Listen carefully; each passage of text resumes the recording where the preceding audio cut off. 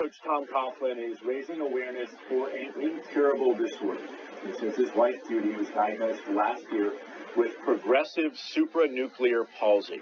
It's a brain disorder that affects a person's ability to walk, speak, think, and control their body movements. He says symptoms began 4 years ago, and his wife's condition has slowly deteriorated. To discuss this, let's bring in Baptist Health neurologist Dr. Pouya Shooliz. Thank you for coming on this morning. Certainly sad news for a lot of people who not only know Tom Coughlin, but his family, his wife here in the community. And certainly when this came out, that his wife Judy was dealing with this, a lot of people were heartbroken. Absolutely. Yeah. Thank you for having me. So, Doc, tell us, how rare is this disease? So it's actually pretty rare as far as the diseases go in general, but we do see it pretty often in the neurology clinic. I would say about out of every 100,000 people, about one person develops PSP every year. About 5 in total are around present in society in general, 5 out of every 100,000 people. So pretty rare, but we still see it in clinic.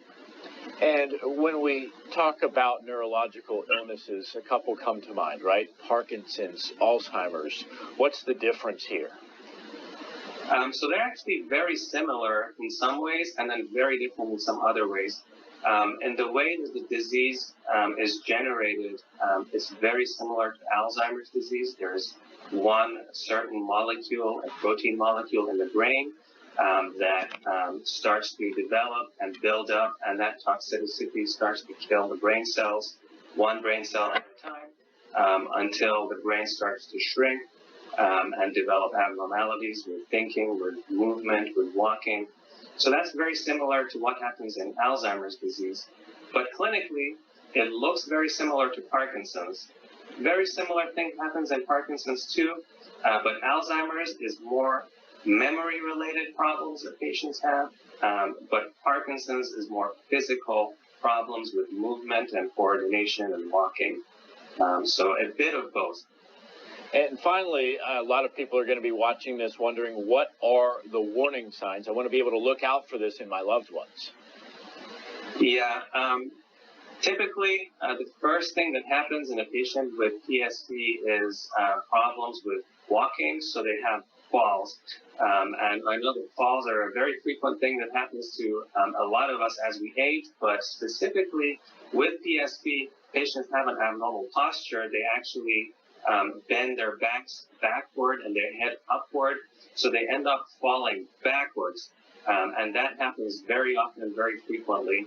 And then over years, it is a progressive disease. That's the first P in PSP, progressive. So very slow deterioration over time.